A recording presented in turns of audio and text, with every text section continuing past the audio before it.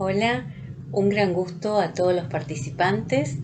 Quiero decir para iniciar que es un inmenso gusto compartir con cada uno de ustedes este cuarto seminario internacional sobre los MARCs y la mediación. Muy agradecida a FIME y a todos sobre mediación por esta invitación que, como no me canso de manifestar, es un gran honor para mí. Muchísimas gracias por esta convocatoria que me gratifica y especialmente agradecida a ustedes que hoy me dan un poquito de su valioso tiempo para poder pensar juntos, para poder reflexionar respecto a esta temática. En esta oportunidad quiero hablarles sobre una cuestión que no solo me apasiona, sino que me interpela y me compromete profundamente en lo profesional y en lo personal, como es el de las emociones del mediador y su impacto en la intervención. Justamente en un momento de nuestra sociedad muy singular, en un contexto con condiciones concretas de existencia y vincularidad muy adverso, de gran y creciente complejidad, que requiere de los mediadores, como terceros, nuestro mejor esfuerzo para brindar una respuesta pertinente, contenedora, flexible, armónica, atenta, artesanal, creativa y sobre todo de gran empatía emocional.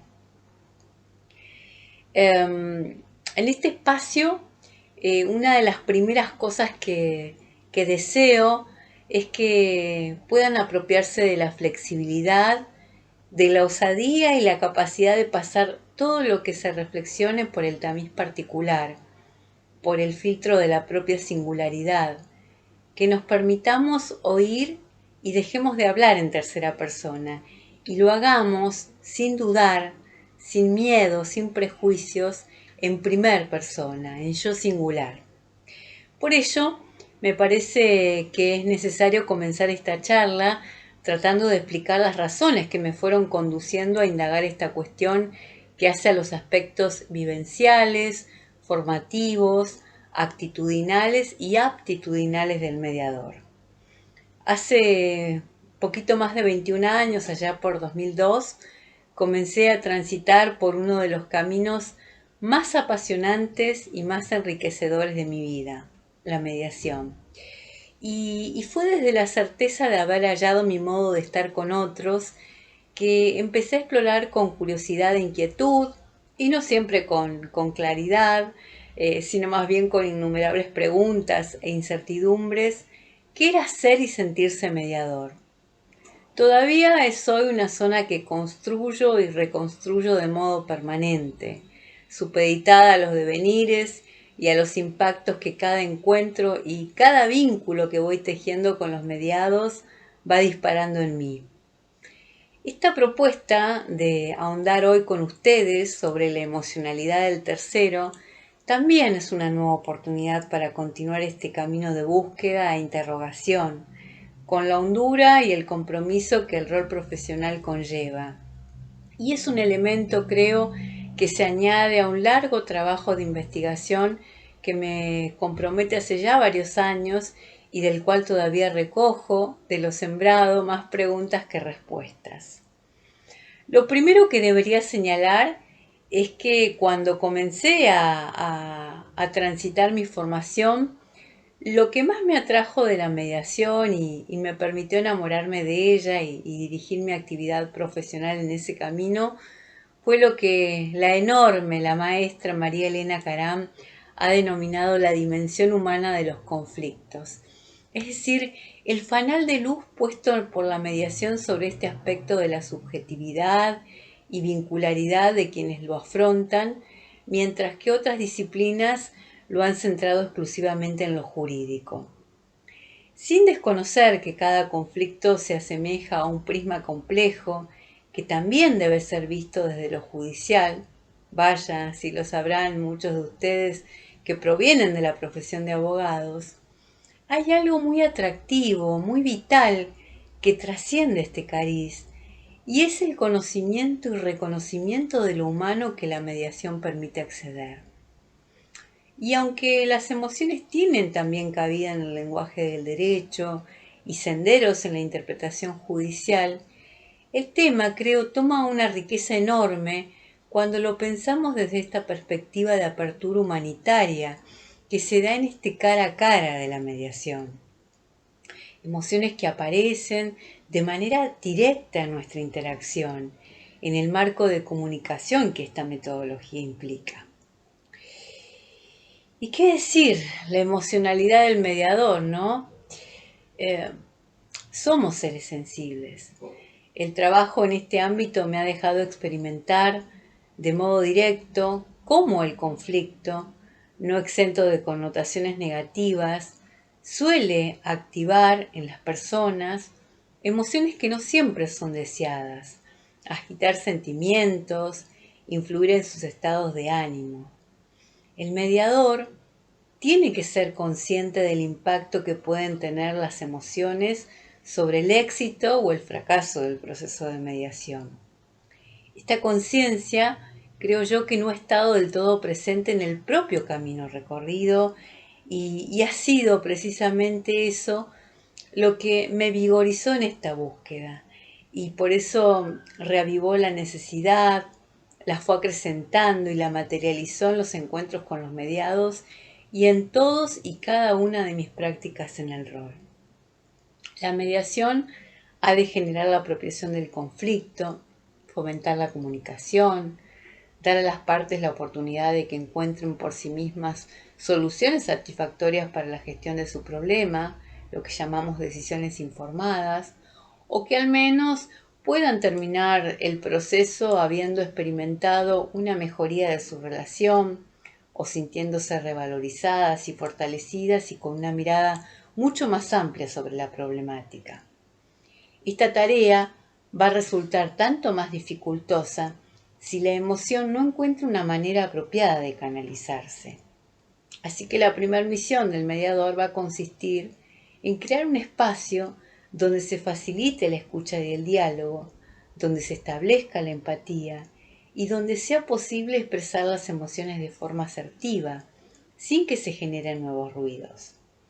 Deberá estar atento desde el primer encuentro con los mediados para percibir la emoción y generar las condiciones para que ellos puedan explorarla, comprenderla y ofrecer una respuesta que conlleve una confluencia adecuada y una influencia necesaria en el desarrollo del proceso y en la calidad de la mediación. En este sentido, a lo largo de estas décadas, muchos mediadores, docentes e investigadores se han abocado a reflexionar, a estudiar sobre el impacto de los afectos, los sentimientos y las emociones de las partes en el proceso de mediación. También han ido proponiendo al tercero ciertas pautas y ciertos recursos para su manejo.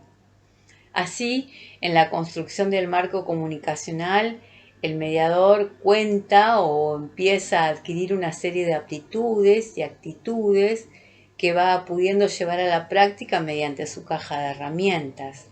La exploración de posiciones, intereses, opciones, alternativas de los mediados, a través de la utilización de técnicas como son el parafraseo, el replanteo, la reformulación emocional, la legitimación, la formulación de preguntas abiertas, cerradas, circulares, el resumen, la creación de historias alternativas, la externalización para abrir caminos a las partes, el empoderamiento, el fortalecimiento, la revalorización para dar protagonismo y valor a las personas, entre muchas herramientas. Cada uno de estos instrumentos siempre debe ser utilizado conforme a los principios éticos de autodeterminación, de confidencialidad, de imparcialidad, de equidad y de justicia que rigen todo proceso de mediación. Pero todo este bagaje no puede excluir un elemento fundamental, la emocionalidad del mediador, que consciente o inconsciente, ignorada o rechazada, excluida o no, está siempre presente. Hay muchas preguntas que se abren ante nosotros. ¿qué sucede con la dimensión humana del mediador? Es decir, con la emocionalidad que se despierta en él en cada encuentro con los mediados, con sus historias, con sus conflictos. ¿Actúan las emociones del mediador en el proceso de mediación? ¿Se puede evitar, se puede suprimir la influencia de ellas? Cuando el mediador se encuentra ante situaciones que lo retan por el contenido emocional, se presenta el enorme desafío de saber cómo proceder para que las emociones propias sean una señal que lo lleve a avanzar en su autoconocimiento, más que, yo digo, un peligro temido por sus posibles consecuencias. La propuesta que despliego justamente es desarrollar la autoconciencia, es decir, la observación de los pensamientos y las emociones desde una tercera posición, para luego comenzar una exploración interna de los pensamientos y las emociones del mediador frente a algunas escenas que le han resultado movilizadoras, perturbadoras, agitadas, conmovedoras, temidas, felices, tristes. Es decir, generar, a través de la formulación de algunas preguntas, un espacio de reflexión que permita conectar estos momentos con el impacto interno para así profundizar en el autoconocimiento. Registrar eso que vivencia internamente, identificar ese emocionar, reconocerlo, explorarlo y deconstruirlo para construir algo diferente. Desarrollar el registro personal es un camino para estar alertas si se presentan señales que preanuncien la irrupción de alguna de las emociones que llamamos negativas o destructivas. Yo quiero señalar que esas son categorizaciones que no coinciden con la realidad, porque lo negativo, lo destructivo, es lo que podemos hacer con esas emociones, no las emociones en sí. Pero bueno, dentro del imaginario popular las connotamos como negativas o destructivas, y un poco la idea es que podamos estar alertas, ¿sí?, frente a algunas señales que las preanuncian. No hay dudas de que muchas de las experiencias que como mediadores habremos podido recorrer a través del propio quehacer personal, profesional, pudieron sin lugar a dudas haber resultado fallidas, otras más o menos rescatables y otras profundamente válidas. El tiempo, y solo el tiempo, tiene la virtud de decantar aquellas experiencias que han tenido legítima influencia en el quehacer actual. La invitación que les hago es rescatar la propia emocionalidad, detenerse un tiempo a ahondar en el territorio de las vivencias internas, aquellas que han quedado grabadas por su impacto, posibilitador u obturador en el desempeño profesional. Preguntar, explorar, deconstruir para volver a construir. Que estos momentos de conexión con lo que se ha sentido sean como una especie de mojón a los que cada profesional pueda recurrir permanentemente para cotejar la tarea cotidiana y proyectar nuevos bocetos de trabajo.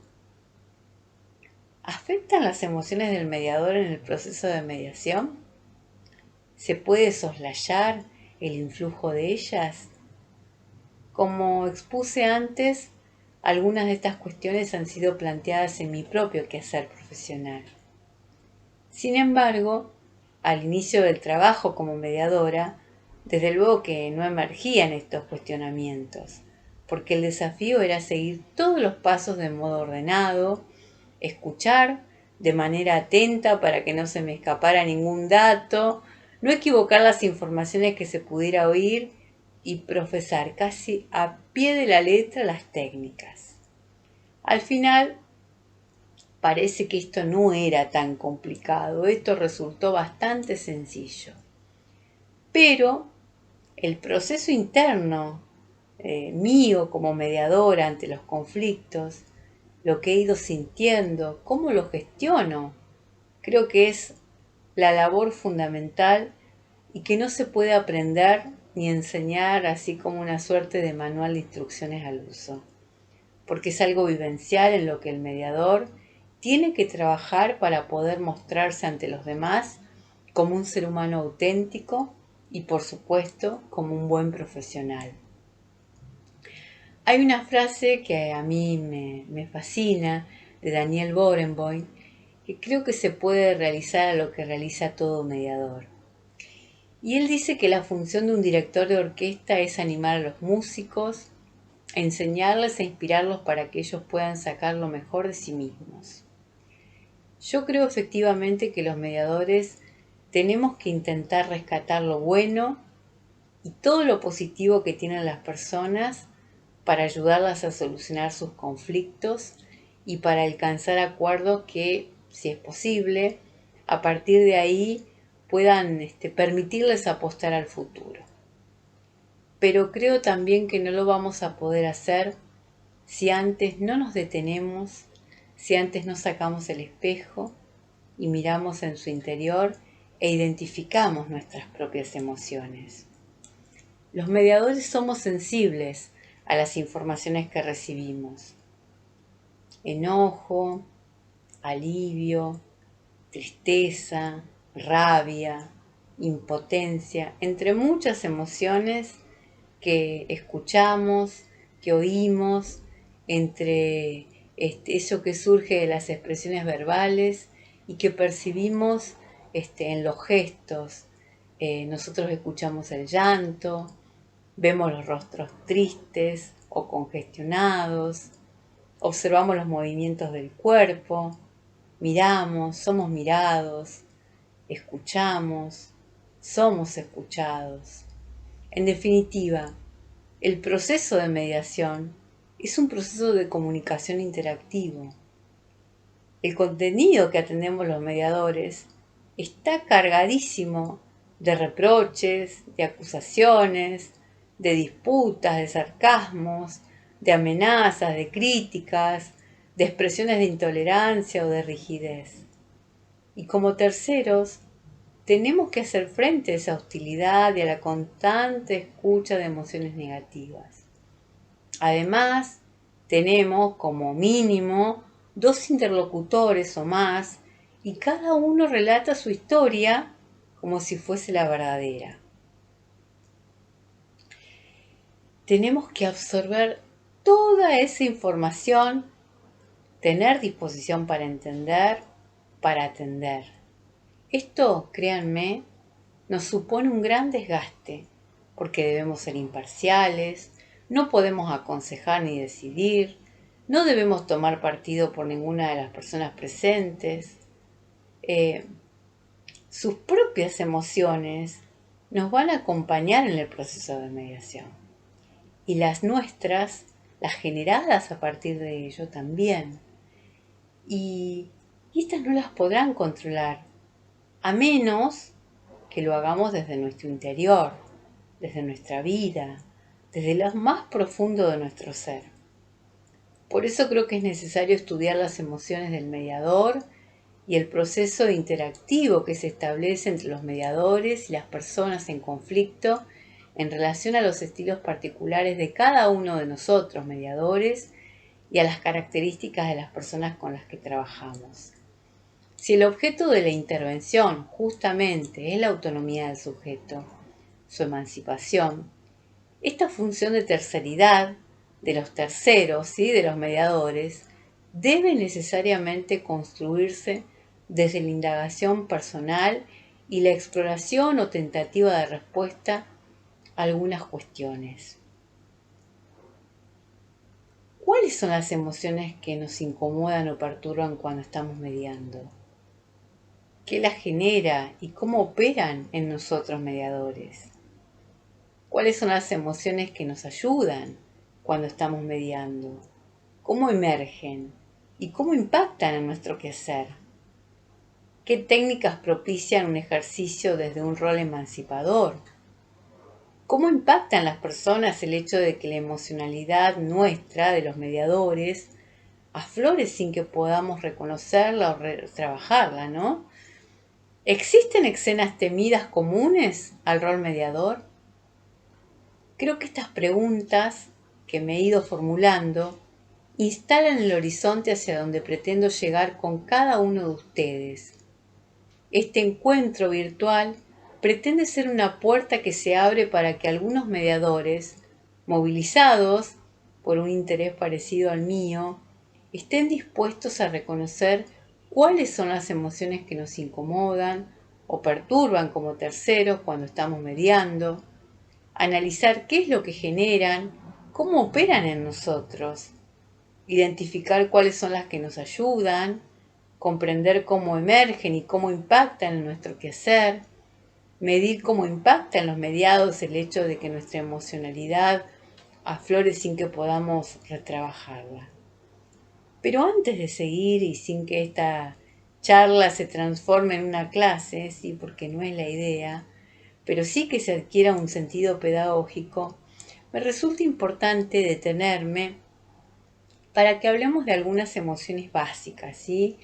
Porque me interesa que cuando digamos emocionalidad, todos estemos partiendo de una base común. Las emociones básicas se encuentran en todos los seres humanos, independientemente de la etnia o de la cultura a la que pertenezcamos. Por eso, se dice que una de las características de las emociones es que son universales. Según un autor que he investigado mucho, que es César, los requisitos que debe cumplir cualquier emoción para ser considerada como básica es tener un sustrato neutral distintivo, contar con una expresión o configuración facial específica y característica, poseer determinados sentimientos, derivar de procesos biológicos evolutivos y manifestar propiedades motivacionales y también organizativas de funciones adaptativas. Según este autor, las emociones que cumplirían estos requisitos primordiales son el placer, el interés, la sorpresa, la tristeza, la ira, el asco, el miedo y el desprecio. Él considera como una misma emoción culpa y vergüenza porque afirma que no pueden distinguirse entre sí por su expresión facial. Hay otro autor que también me resultó muy interesante, que es Ekman, que es uno de los autores más relevantes en el estudio de la emoción, que dice que son 6 las emociones básicas. Él habla de la ira, de la alegría, del asco, de la tristeza, de la sorpresa y del miedo, a las que va a añadir después el desprecio. En general, quienes defienden la existencia de emociones básicas asumen que se tratan de procesos elementales directamente relacionados con la adaptación y la evolución, que tienen un sustrato neutral innato, universal y un estado afectivo asociado único. Para Isar, como también otro autor que es Plutnik, las emociones son fenómenos neuropsicológicos específicos, fruto de la selección natural, que organizan y motivan comportamientos fisiológicos y cognitivos que facilitan nuestra adaptación. La cuestión de la existencia de las emociones básicas es en realidad un tema bastante controvertido sobre el que no existe todavía el suficiente consenso entre los investigadores. Algunos dicen que no existen tales emociones básicas a partir de las cuales puedan construirse todas las demás, porque cada autor propone un número y unas emociones determinadas que no suelen coincidir con las que presentan otros investigadores.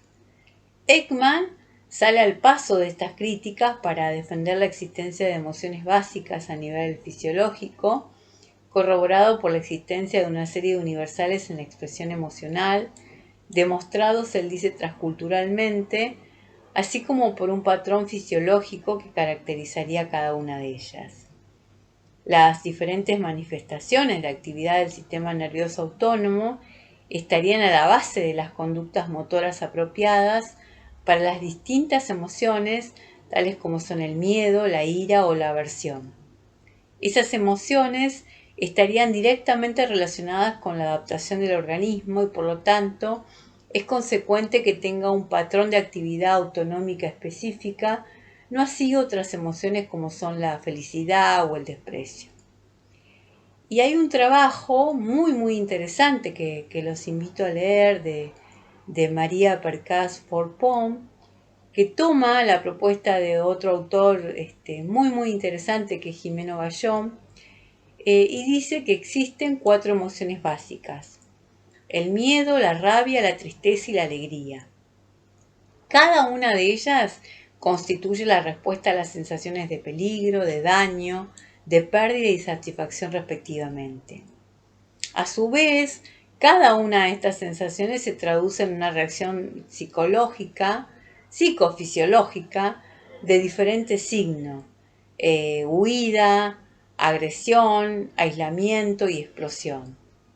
Por su parte, López Rossetti, que bueno, quienes son argentinos deben al menos haber escuchado en alguna oportunidad, quien va a añadir a esta clasificación el asco y la sorpresa y señalar que esas 6 emociones fundamentales son las que dan origen a todos los sentimientos.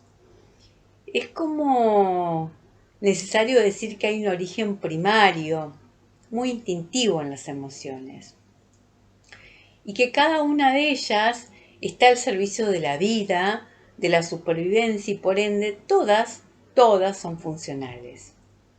Les recuerdo, como dije antes, que no hay emociones buenas y malas. Todas son necesarias y útiles siempre que se utilicen correctamente y en el momento adecuado. Como dice otro autor que he leído mucho, que es Steiner, las emociones son poderosas. Si se llega a ponerlas de nuestra parte y no contra uno mismo, harán siempre que uno devenga poderoso.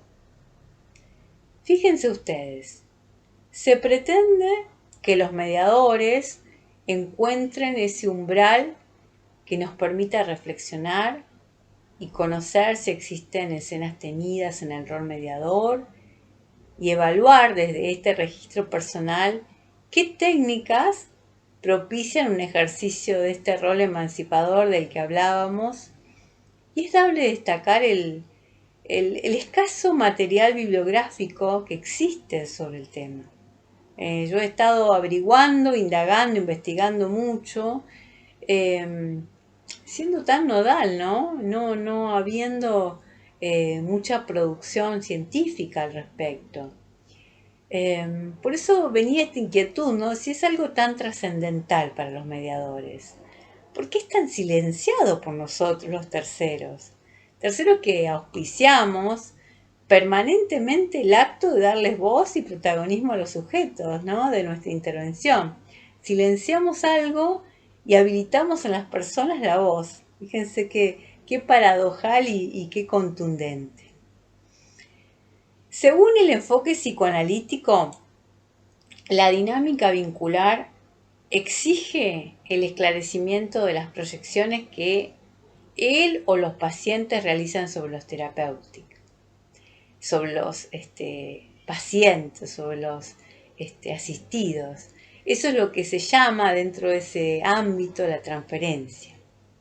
Por otra parte, también alguno habrá escuchado decir, están las proyecciones que los terceros ejecutan sobre sus consultantes, ¿no? Es lo que se llama la contratransferencia. Entonces, un poco la idea es que algo similar sucede en la mediación. Obviamente, lo aclaro, no se trata del mismo mecanismo porque obviamente en el análisis el tiempo de trabajo es mucho mayor, la dimensión del vínculo terapeuta-paciente tiene otra profundidad y el conflicto intrapsíquico aparece en todo su escenario, ¿no? Conlleva otro nivel de complejidad y abordaje. Pero bien, creo, podría asimilarse el concepto si se piensa desde el afecto que los mediados pueden despertar en el mediador, sea por sus características personales o también por su historia conflictual.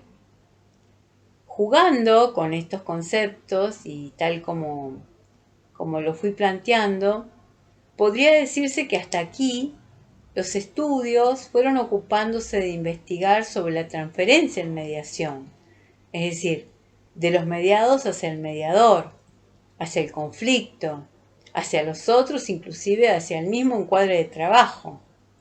Sin embargo, apenas se ha explorado la contratransferencia.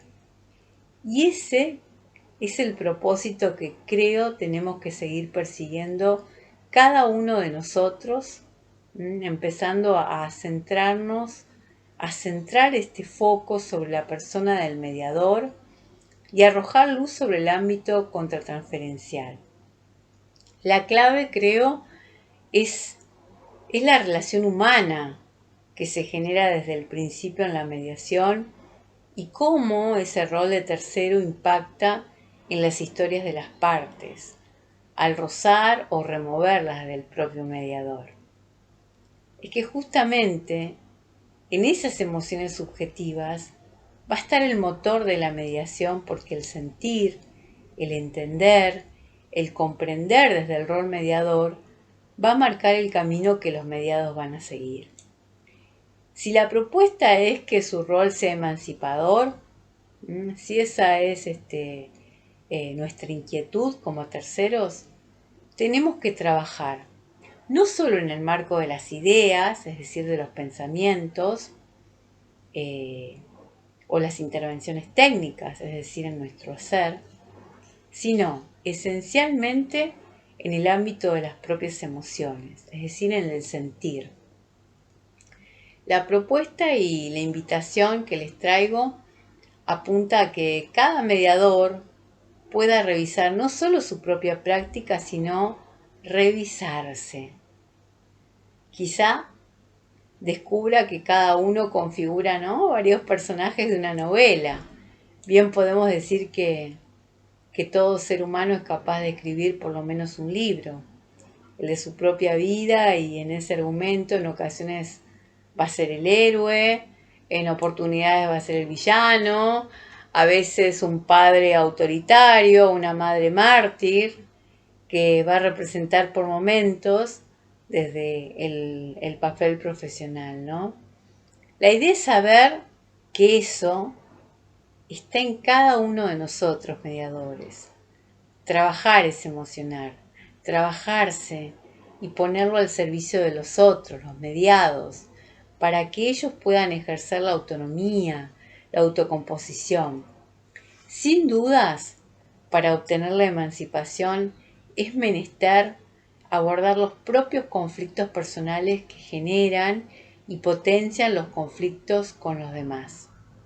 Es esencial, creo yo, ineludible, un trabajo permanente en pos de ser lo que el maestro Besula llamaba mediadores biodegradables.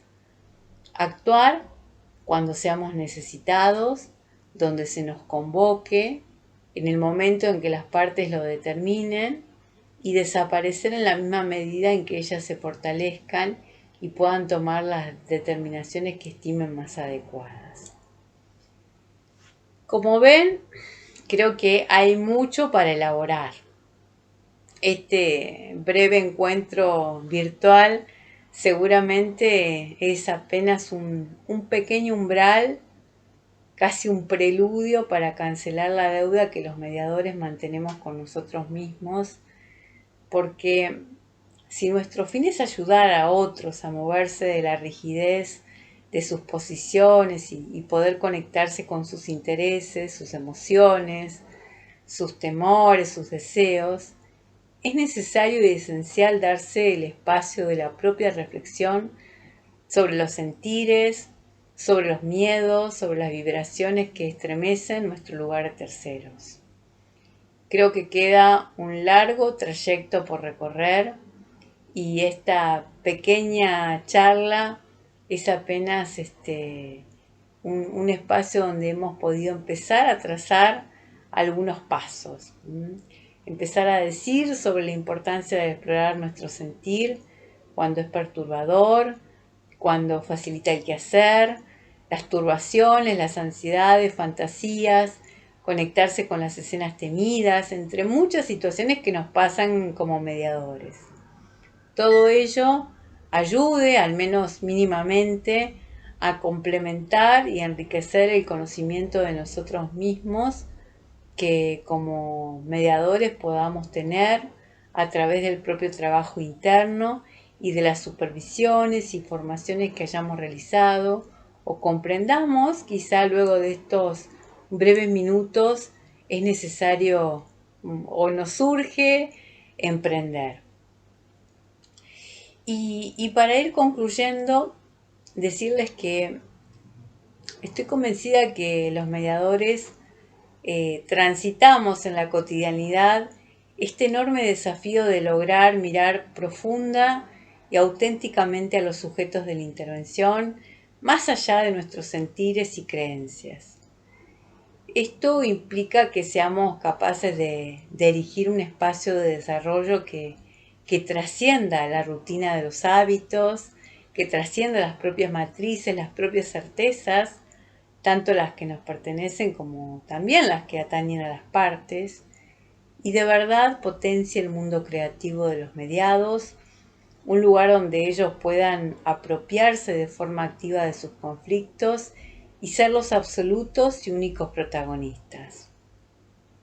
Para eso, como vengo diciendo desde nuestro rol, contamos con múltiples herramientas y estamos dotados de un acervo técnico que podemos ir acrecentando en el devenir de nuestra experiencia. Todas nuestras herramientas constituyen llaves que deben ser utilizadas siempre de manera situacional. Sin embargo, todo este bagaje no puede excluir un elemento fundamental, la emocionalidad del tercero, que siempre está vigente. El espacio de desarrollo del protagonismo de las partes es el presente en toda su plenitud. Los mediadores frecuentemente solemos quedar atrapados en el pasado, cuando permanecemos aprisionados en nuestras propias emociones silenciadas, cuando quedamos sujetados a nuestras antiguas creencias, cuando no podemos desafiar la propia mirada y los prejuicios escondidos tras máscaras que nos obnubilan cualquier claridad deseada. Esa emocionalidad inesperada conduce nuestros vínculos, orienta los pasos, les da forma a nuestros abordajes e impide, a veces, ver al otro en su integridad. Nos inmoviliza, coarta nuestra posibilidad de avanzar y diseñar nuevos rumbos. Quedamos anclados a aquello que nos perturba emocionalmente, pero solo atinamos a callarlo.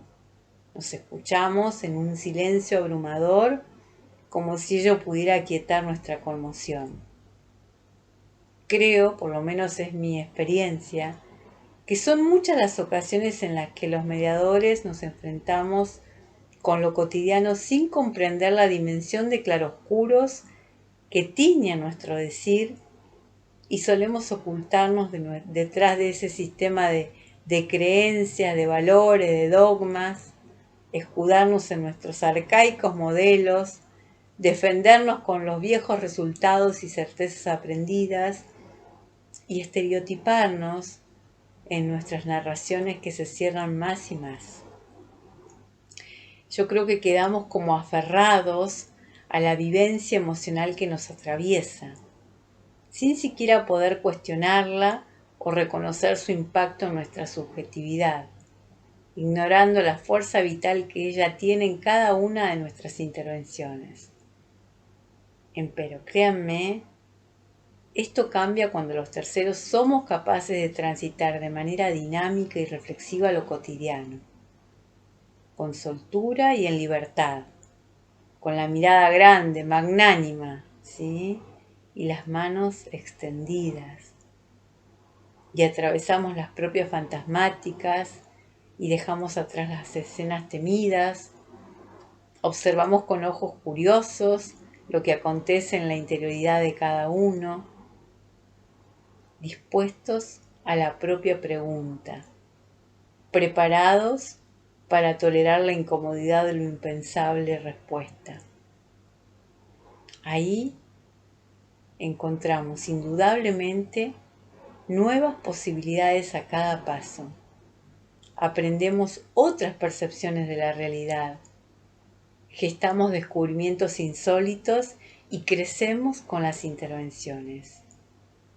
Más sueltos, más creativos, más abiertos, más preparados para el inmenso reto que significa indagarnos y explorar nuestro mundo interno para estar abiertos a los otros, disponibles y dispuestos. De esto surge, inquietante, una pregunta. ¿Cómo hacer para mirar más allá de las creencias que nos habitan? ¿Cómo actuar para expandirnos por encima de los hábitos? ¿Cómo lograr abandonar el lente de la certidumbre que nos paraliza y detiene para construir narraciones novedosas e inexploradas con los mediados? ¿Cómo deshacernos de los ropajes que ensombrecen, de los mitos que nos constriñen, desde una emocionalidad ignorada, desdeñada, excluida, incluso hasta temida? Arthur Rossetti definía los espacios de posibilidad como esos lugares en la mente en los que podemos encontrar las buenas ideas y las formas de hacerlas realidad. Él decía que un espacio de posibilidad podía ser más extenso y rico según las conversaciones que nos atreviéramos a tener, por cuanto él solía decirle a cada amigo: soy más inteligente cuando hablo con vos. Emulándolo, yo diría: colega, soy más inteligente cuando hablo contigo y reflexiono también sobre mí mismo y lo que experimento emocionalmente.